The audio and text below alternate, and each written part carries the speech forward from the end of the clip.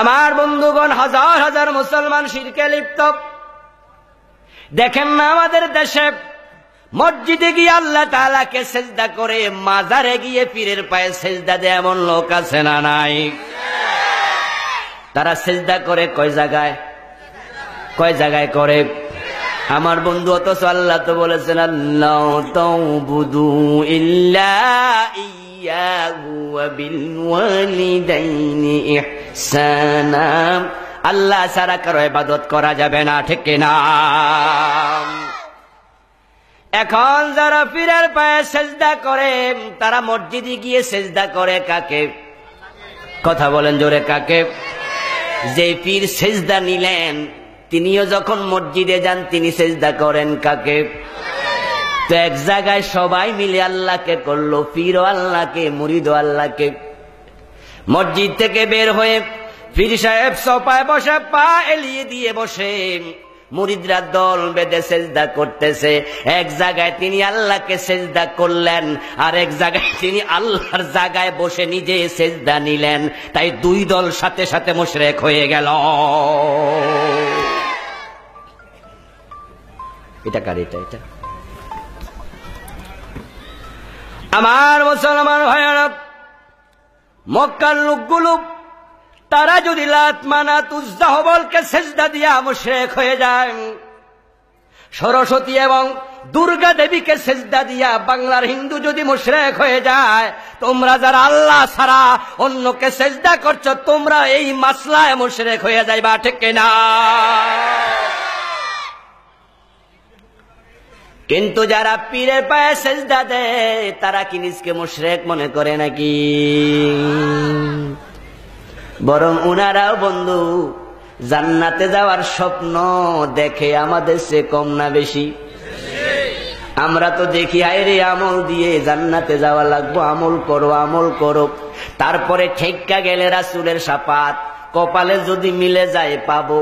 কিন্তু ওনারা নিশ্চিত হয়ে বসে আছেন, শাফাতকারীরে টাকা পয়সা দিয়া লাইন কইরা রাখছে। আছেন আমার মুখতার, আছেন আমার ব্যারিস্টার, শেষ বিচারের হাইকোর্টেতে তিনি আমায় করবেন পার। আমি পাপী তুমি জামিনদার। টুনটুনা টুনটুন দোতরা বাজাইতেছে, ঠিক না?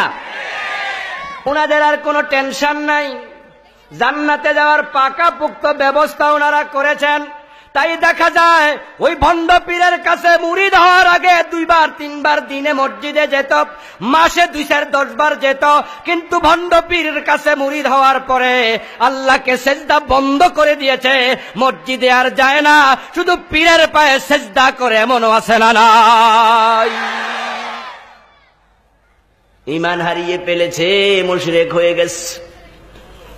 কিন্তু বন্ধু সে তো জানে না এটা করলে শিরিক হয়। আমার ভাইরা, তারা বিভিন্ন রকমের কথা বলে। আদম আলাইহিস সালামকে যদি ফেরেশতা সেজদা করতে পারে, তাহলে আমরা আমাদের পীর সাহেবকে সেজদা কেন করতে পারবো না? যুক্তি দিয়া ওনারা সেজদাকে জায়েজ করে, সেজদা করে এবং সেজদা নেয়। আদম আলাইহিস সালামকে যে ফেরেশতা সেজদা করছে, এই মাসলা আমরা আগে জানছি না আবু বকর ওমর আগে জানছে? কথা না বললে কিন্তু মজা লাগে না। আমরা আগে জানছি না সাহাবারা আগে জানছে?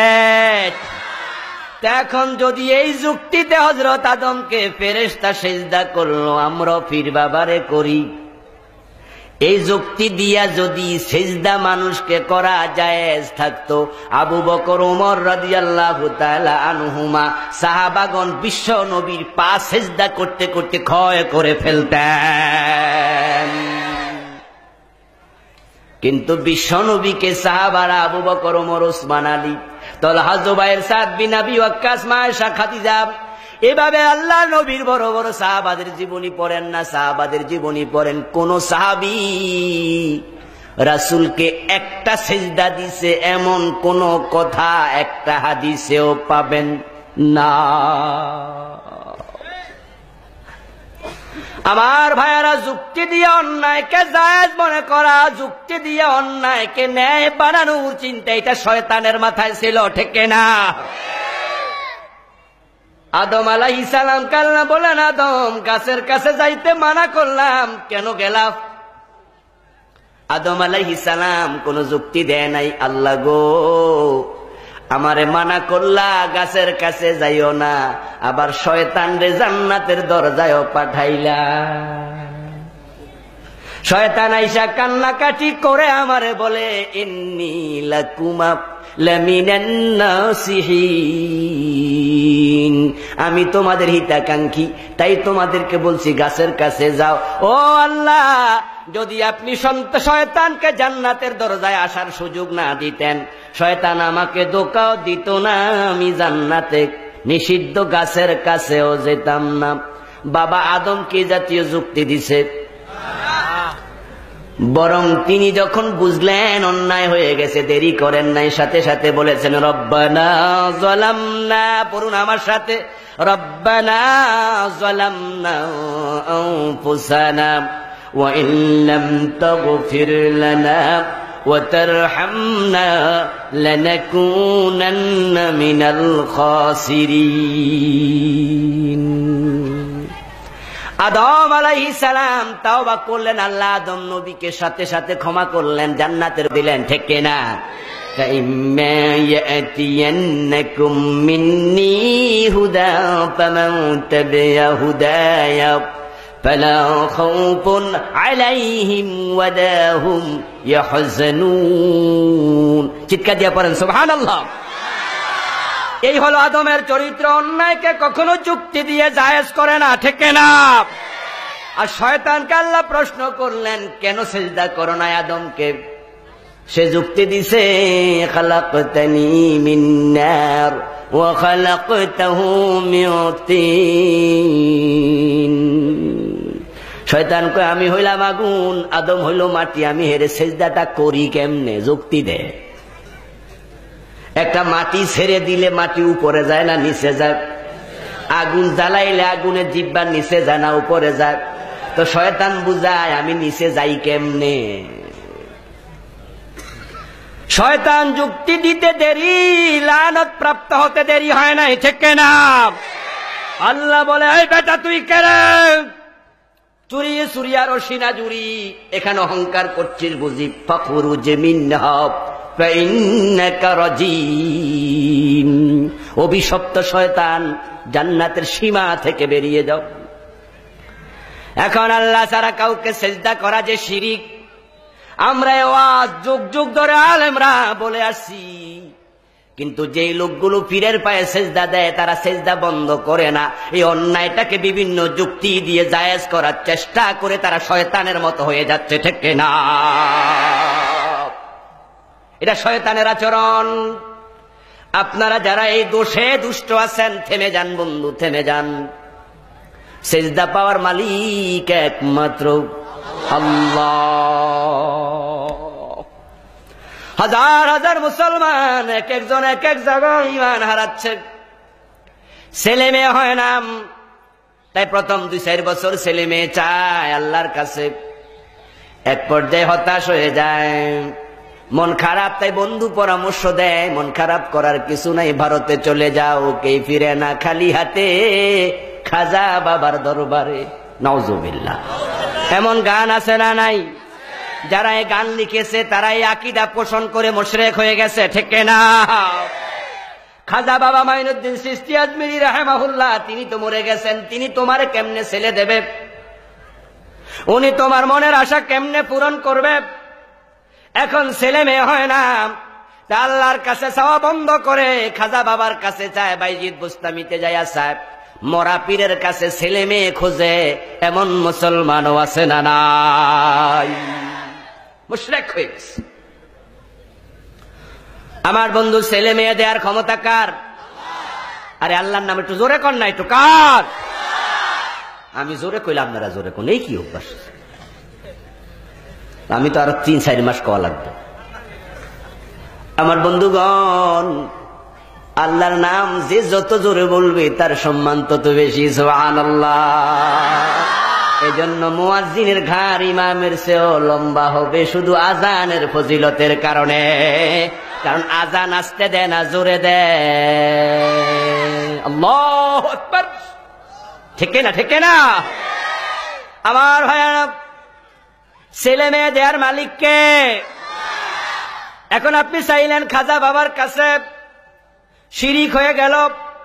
আল্লাহ কোরআনে বলেন, আফারাইতুম মা তুমনুন আআনতুম তাখলুকুনাহু আম নাহনুল খালিকুন। ও দুনিয়ার স্বামী, বিয়ে করে তুমি তোমার স্ত্রীর বিছানায় গিয়েছো বটে, কিন্তু এটা ভেবো না তোমার স্ত্রীর পেটের বাচ্চাটা তুমি বানাইছো। বানাইছে কে? আল্লাহর প্রশ্ন, আনতুম তাখলুকুনাহু আম নাহনুল খালিকুন। তোমাদের স্ত্রীর পেটের বাচ্চা তোমরা বানাও না আল্লাহ বানায়। ইয়াহাবু লিমান ইয়াশাউ ইনাসা ওয়া ইয়াহাবু লিমান ইয়াশাউ যুকুরা আও ইউযাব্বিজুহুম যুকরানা ওয়া ইনাসা وَيَجْعَلُ مَن يَشَاءُ عَقِيمًا। আল্লাহ তাআলা বলেন, তিনি যাকে চান ছেলে দেন, তিনি যাকে চান মেয়ে দেন, তিনি যাকে চান ছেলেও দেন মেয়েও দেন, তিনি যাকে চান একটাও দেন না। এই তিনি কে? তাই ৮৬ বছর বয়সে ইব্রাহিম নবীর ছেলে মেয়ে নাই, দাড়িগুলো সাদা হয়ে গেছে, ওনার স্ত্রী বুড়া হয়ে গেছে, ওই বয়সও তিনি সন্তান চাইছেন কার কাছে? জোরে বলেন না কার কাছে? বয়স কত? আর আমাদের দেশে বিয়ে করে ২৫ বছর বয়সে, ৩০ বছরে ৫ বছর ছেলে হয় না, খাজা বাবা দেও। ৩৫ বছর ১০ বছর খাজা বাবা দেও। তোমার বাবা ইব্রাহিম ৮৬ বছর বয়স আল্লাহর কাছে চাইছে। আল্লাহ কোরআন নাজিল হওয়ার ২৫০০ বছর আগে ইব্রাহিমকে দুনিয়ায় পাঠিয়েছেন। কোরআন নাজিলের ২৫০০ বছর আগে ইব্রাহিম নবী কি দোয়া করেছেন? আল্লাহ এটা কোরআনের আয়াত বানায়া নাজিল করেছে, রব্বি হাবলি মিনাস সালিহিন ফাবাশশারনাহু বিগুলামিন হালিম। ইব্রাহিম বলে, আল্লাহ আমার এখানে এক সন্তান দাও। আল্লাহর কাছে চাইতেছে। কোরআন তো কোন ইতিহাসের কিতাব না। ইব্রাহিম নবী কি চাইলো আমাদেরকে আল্লাহ ইতিহাস শোনাচ্ছেন না, বরং তিনি আয়াত নাজিল করে বুঝান, তোমাদের সন্তান না হলেও ইব্রাহিমের মতো আল্লাহর কাছে চাওয়া লাগবে, ঠিক না? যে শয়তানকে আল্লাহ কাফের বানায়া বের করলেন জান্নাতের সীমা থেকে, আবা ওয়াস্তাকবারা ওয়া কানা মিনাল কাফিরিন বললেন, ওই শয়তান কাফের হইয়া জান্নাতের সীমা থেকে বের হইয়া এবার কি বলল সেটা তো আমরা জানার কথা নয়, আমরা তো সেখানে ছিলাম না, জন্ম আমাদের হয়নি। কিন্তু শয়তান জান্নাতের সীমা থেকে বের হয়ে কি বলেছিল এটা আল্লাহ কোরআনের আয়াত বানায়া নাজিল করলেন। শয়তান বলে, রব্বি ফাউজিরনি ইলা ইয়াউমি ইউবআসুন, হে আল্লাহ ও আমার রব, আমার কিয়ামত পর্যন্ত হায়াত দাও। শয়তান শয়তান হওয়ার পরে ও চায় কার কাছে? আরে ভাইরা কোন না, কার কাছে চায়? শয়তান শয়তান হয়ে বুঝে দেয়ার মালিককে। আর আপনি মোমেন দাবি করে আপনি খাজা বাবার কাছে চান। আমার বন্ধু যারা এর কাছে ওর কাছে মাজারে পীরের কাছে মরা বাবার কাছে ছেলে মেয়ে চায়, শয়তান তাদের চেয়ে অনেক ভালো, ঠিক না? কারণ সে শয়তান হয়েও বুঝে দেয়ার মালিক আল্লাহ।